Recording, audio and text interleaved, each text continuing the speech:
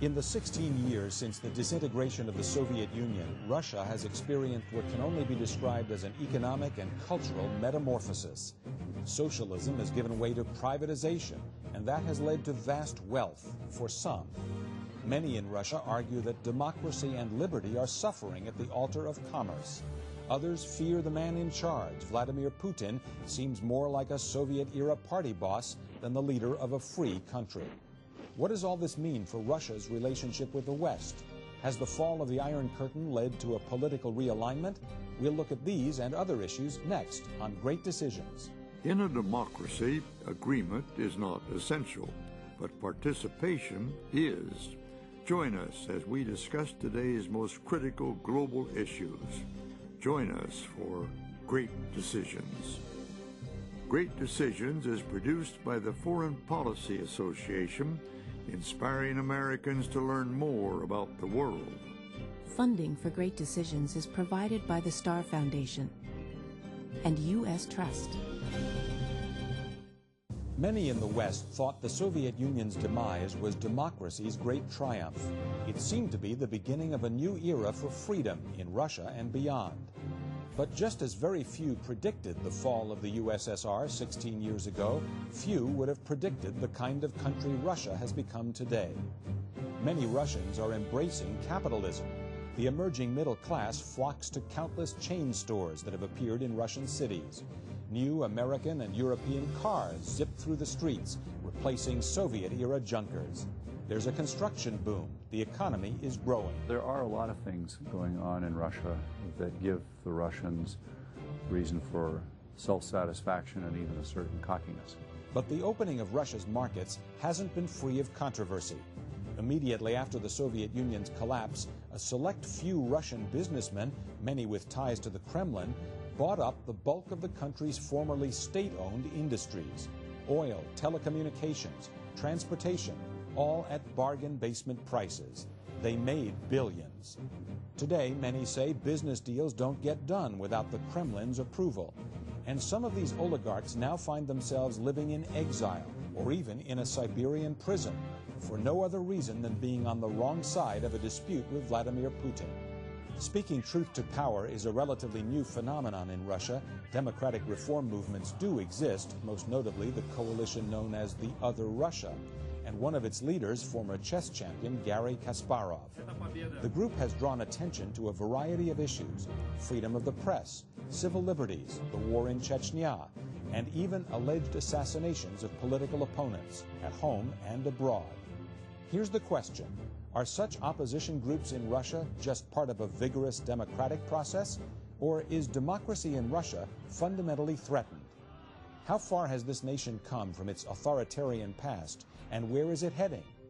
There's also Russia's evolving and volatile relationship with Europe and the United States. We know that what President Bush thought he saw in President Putin's eyes didn't turn out to be there, and it certainly was never a basis for a relationship. Russia may not be the evil empire anymore, but East and West still seem to disagree on a lot. Reexamining Russia, next on Great Decisions.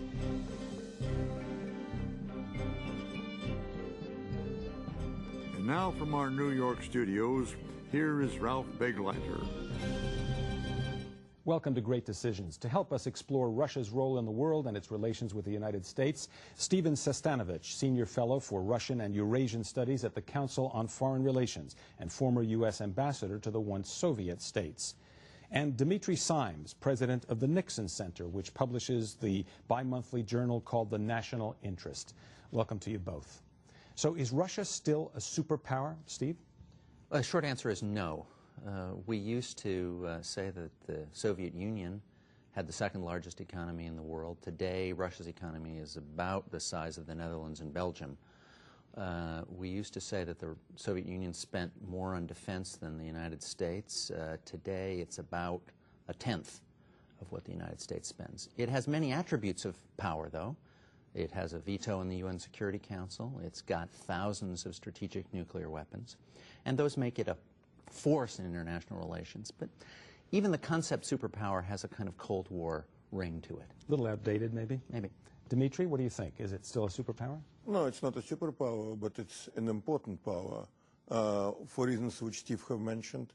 And of course, also huge Russian energy resources, and also Russian growing opposition to the United States, which becomes a magnet for a number of America's adversaries, like Iran, for instance, like Venezuela, like Syria. So Russia is not a crucial global player, but still quite an important power. We talked with Jessica Matthews, who's president of the Carnegie Endowment for International Peace in Washington, about this question of Russia's asserting itself in the world. Let's listen to what she has to say. Russia feels that in the 1990s, it was humiliated by the West, told what to do, looked down on. And the more they talk about it, the more it gets blown up into this sense of humiliation. And now, with oil money, that's the big thing that has changed. There is a feeling that they can finally tell the West where to get off, and that Russia is back.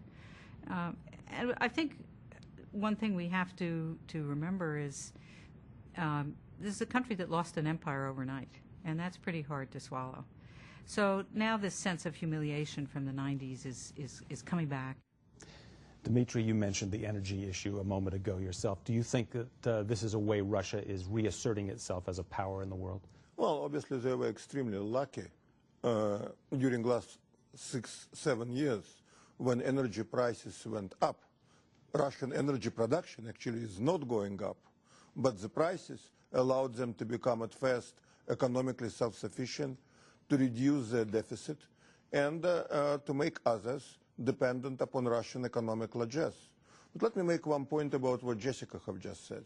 It's not only that the Russians felt humiliated, the Russians also felt that they were not appreciated, because they don't think that they lost the empire. They think that they voluntarily gave up the empire, and that they were entitled to be treated as a partner and friend of the West. And that did not quite happen. So there is a lot of disappointment in Russia, and not only among people supportive of Putin. Do you think Russia should be treated as a friend and partner of the West? Not now. At that time, in my view, absolutely. That was a mistake, and you cannot redress history. Steve? Well, the 90s were a hard decade for the Russians, and it wasn't just losing an empire. Many people had their first brush with poverty and with rather desperate economic conditions, and they remember that bitterly. The other powers of Europe and the United States actually made a big effort to treat Russia as a friend and partner, and a lot of the sort of theatrics of diplomacy in that decade were all about elevating Russia's role, according it a kind of respect and deference that many people didn't really think it deserved, and that it couldn't quite live up to. Some of the difficulty of that time had to do with the Russian sense that they were being patronized. They didn't always fall in line with American foreign policy. They often objected, and much of the story of that decade is actually about the tensions between Russia and Western states, as there was an attempt to establish what the ground rules of a new world order were going to be. But it was one that the Russians still remember with considerable embarrassment and resentment. You mentioned first brush with poverty among Russian, first Soviet, then Russian citizens. How would you characterize Russia today? Is it a poor country? There's a lot of money swashing around Russia. Russia's a poor country. I think the economists say poor middle-income country. It has a per capita income that's less than Poland, say, but it's above Azerbaijan. But it's a country with, first of all, a lot of rich people, a lot of natural wealth, and a lot of people who are feeling middle class for the first time, and particularly in contrast to the way they felt in the 1990s. There's a middle class that Russian sociologists kind of feel is about 20% of the population. People who can afford a car for the first time, who can afford not a Russian-made car, probably. Some Russian-made cars, but of course it's more popular to have If you can afford it, a German car. If you can't, a South Korean car. These are people who are taking their first foreign vacations. They're beginning to feel wealth. If you go to Moscow, Moscow is one of the world's great boom towns. The money that is sloshing around the streets of Moscow is there in torrents. Dmitry, I remember flying over the old Soviet Union and then Russia in the years immediately after the end of the Cold War and looking down and seeing deteriorating railroad tracks, airports with hundreds of planes that were sort of mothballed because they didn't work, they didn't have parts. And I remember thinking at the time, this is a country that whose infrastructure is essentially collapsed. Where does it stand today? Has it resurrected itself in that regard? Russia is still, as Steve said, a relatively poor country. And obviously, they could not quite change the economic situation during the last 7 years. But they have turned the corner. And it was not just a question of poverty, as Steve said. It was a question of desperation. It was a question of people totally disoriented, having no idea how they would survive and where their country was going. Wages, pensions were not paid on time. Sometimes they would not be paid for months. Now they feel they have a modicum of security. Do they know where they're going today? I think that what they feel is that there is predictability and dignity. And that's why they like Putin. They don't like him because he's a great Democrat or because they agree with him on foreign policy. I don't think they care much about foreign policy. But they do feel that they know that they will be able to pay their bills next month. And Russians, they very rarely think strategically about their lives. If they know that during next 6 months they will be able to manage, they're satisfied. The Russian army, we don't hear much about the Russian army these days. As Steve mentioned earlier, during the Cold War years, that was often built up as a big threatening force, the military. But Russia does brandish its economic power and its control over energy resources these days. Dmitry, you mentioned that earlier. Should others, including the United States, feel threatened by the way it's using its energy and its economic power in the world? Well, threatened is a loaded term. But clearly, Russia is more self-confident. Russia is more assertive. And let me be absolutely blunt. They are not shy about using their energy resources for political purposes. Before we become too outraged by that, let's remember that the United States is using American economic leverage, financial leverage, all the time. No other country introduces sanctions as often as the United States, and for so many reasons. The Russians, of course, are not in the same league with the United States, but they want to use their economy for political purposes, and very often their political purposes are quite different from political purposes of the United States. Great Decisions spoke with John Bruton, who is the European Union's ambassador to the United States, about that very point of using economic power as political leverage. Let's hear what he has to say. Russia now is obviously very much empowered by the fact that energy prices are so much higher than they were, making Russian energy supplies much more valuable. And Russia is determined to assert itself. And that's entirely natural. But obviously it's important that it should do so in a way, number one, that is respectful of long-term agreements and creates stability for its neighbours.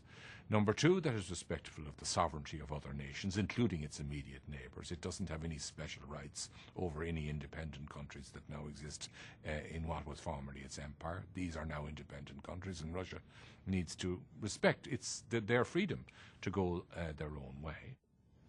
Steve, does Russia respect the freedom and independence of the countries that were once part of the former Soviet Union? Russia's most explosive and emotional foreign policy disagreements are with its small neighbors who used to be part of the Soviet Union. And these have become disturbing to many other countries that watch it.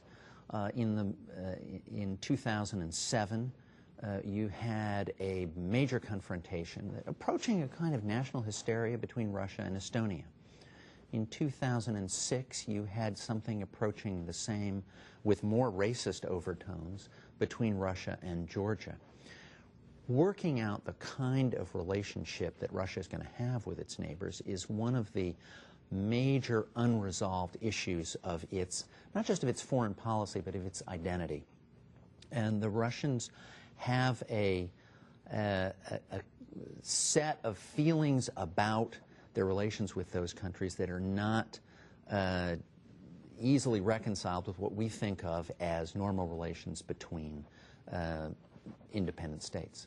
Let's talk a little bit about Russia's relationship with the United States, and I think to at least some extent that relationship is defined by an old issue and a somewhat newer issue. And the newer issue I'm thinking of is the Middle East. There was a time right after the end of the Cold War when Russia and the United States actually worked together, hand in hand, to bring the Arabs and the Israelis together around a peace table in Madrid. Is that conceivable today? Do you think that could happen again, Dmitry? No, and it's not necessary because, again, Russia is not a superpower. Russia does not have that kind of presence in the Middle East.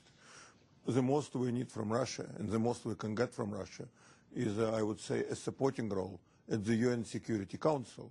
The trouble is that, of course, they don't see Iran, they don't see the Middle East the same way as the United States. Iran was a very good neighbor to Russia, and they would accommodate the United States and Iran only if they felt that they could get something from the United States in other areas. And when we talk to the Russians about the danger of Iran, they talk to us back about how Georgia is challenging Russia and how Georgian military is being armed and trained by the United States. So the big question is, what are fundamental American interests vis-a-vis Russia? If fundamental American interests are to support these small states, Russian new neighbors, in whichever disagreement they have with Russia, then the relationship is likely to deteriorate. If we will focus on key strategic American interests, non-proliferation, counterterrorism, then I think in many areas we can work with Russia. Steve, you want to comment on the relationship with Iran and the United States? About Iran, Russia has very conflicted views about Iran. They are attracted to the idea that a good relationship with Iran may check the United States, may at least annoy the United States. They're a little worried about... And they want to do that? They want to annoy the United States? I think that's a kind of unspoken goal that... a lot of them want to annoy the United States. Yeah.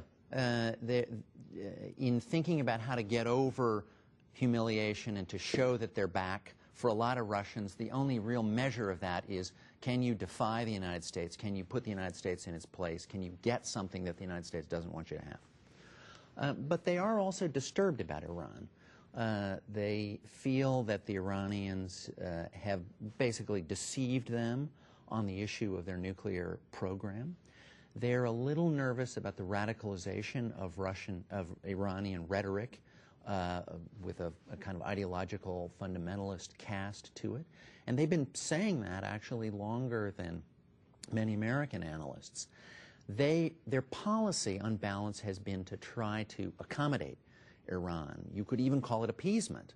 But it's not because they think there are no problems that emanate from Iran. They've just made a decision to try to deal with those by having a constructive relationship. Some of our viewers may not know that the Russians provided much of Iran's nuclear technology with which they are building their nuclear power plant or whatever they're building in the view of the United States. And their conflicted view about the nuclear efforts of Iran is shown in the way in which they have tried to drag out the completion of the plant, the nuclear power plant that they have built for Iran. They keep saying, it's just a few months before we'll send you the fuel for the plant. It keeps getting pushed into the future. Now, there's an elephant in the room, and none of us has mentioned it so far, but the United States is tied down in 2 wars in the Middle East and Central Asia, Afghanistan and Iraq. Do the Russians want to annoy the United States enough to be rooting for those who are keeping the U.S. kind of bogged down in that region? Dmitry? No.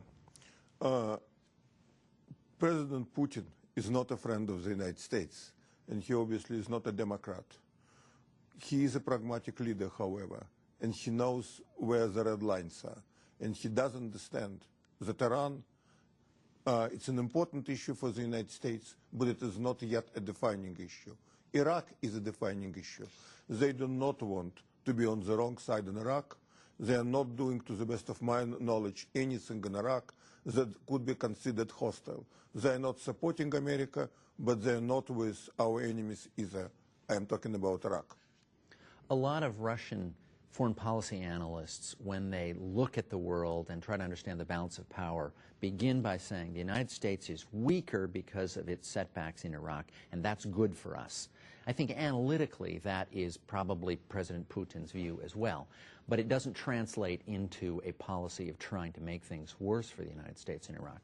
In the immediate aftermath of the war, the invasion in 2003, Russia seemed more receptive than many other European countries to putting this issue behind us and trying to reestablish a good relationship with the United States. And even today, they're among the first countries to try to be establishing a position in the Iraqi oil sector.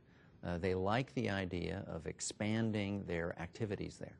You know, there was a time when all three of us in this room would have spent a lot of our time worrying about Russian nuclear weapons, Russian missiles, American missiles, negotiations over nuclear arms. Why is that hardly talked about anymore? Because the Cold War is over, and those missiles don't matter anymore? The missiles mattered in relation to hostility between the two sides, and with that muted, and with nobody really able to see such a level of confrontation emerging in the future, the possibility that there could be nuclear war is excluded by both sides. But the arsenals are still there. Dmitry, do you think they're going to build them up when the START treaty expires? Well, they will build them up, but not by very much. And I agree with Steve that the danger of nuclear war is minimal. But the arsenals are relevant. Let's go back to Russian-Georgian confrontation. Georgian forces are better and better armed and trained primarily by the United States.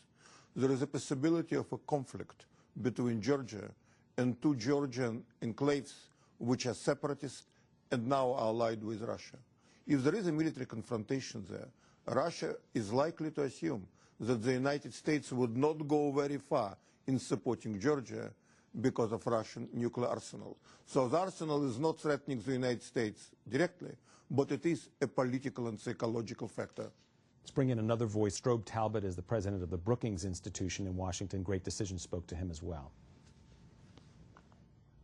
It is virtually certain that President Putin will step down, that he will relinquish the presidency.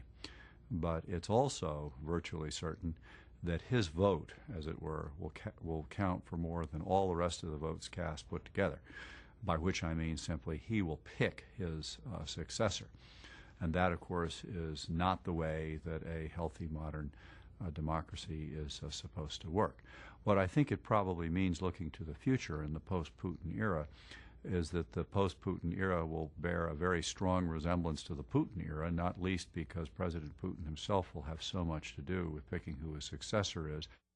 Dmitry, twice in this program you have referred to Vladimir Putin as not a Democrat. We're in an election season. We don't know how the Russian elections in all likelihood are going to turn out. We certainly don't know what's going to happen with Putin in the end. Give us your thumbnail prediction of whether Russia will turn over its leadership to a new leadership and Putin will disappear from the political string pulling, or will he always be in the background? Well, back in 1996, when Yeltsin was considered a Democrat, I knew that he would be re-elected by hook or by crook, and that's what happened. In Putin's case, perhaps he is not going to be re-elected, but he will stay in control. He can't be re-elected. Of course he can be re-elected. They discover tomorrow that there were terrorists attacking Moscow, that they were funded by the Georgians and by American security services. But the point is that short of introducing an emergency rule, which my hope is Putin is not going to do, they have mechanisms to arrange political succession in a way when Putin leaves without leaving. And mind you, he is allowed to run again in 2012, and everybody assumes that he is going to do it. So ironically, whoever will be elected or rather appointed a new president would become a lame duck, everybody waiting for Putin's return. Steve, final word, your view of the election situation, particularly Putin's role after the elections. For Putin, stepping down is in a way to magnify and glorify his achievement as the man who stabilized Russia. If he has to stay as president for life, then he's only created a Central Asian dictatorship. If he can step down because the Constitution calls for it, he's created, he'll say, a modern European country. The reality is somewhere between the two, because he seems most likely, he claims, to step down, but to retain the kind of influence that may not actually be less than many of the presidents for life that we see elsewhere in the world. Stephen Sestanovich, Senior Fellow for Russian and Eurasian Studies at the Council on Foreign Relations, and Dmitry Symes, President of the Nixon Center and publisher of the National Interest bi-monthly magazine. Thank you both for being with us on Great Decisions. And thank you as well for joining us on Great Decisions. I'm Ralph Begleiter. To learn more about topics discussed on Great Decisions, visit our website at www.greatdecisions.org. To order a copy of the Great Decisions Briefing Book, a DVD set of this series, or to join a Great Decisions discussion group in your area, contact the Foreign Policy Association. Funding for Great Decisions is provided by the Star Foundation and U.S. Trust.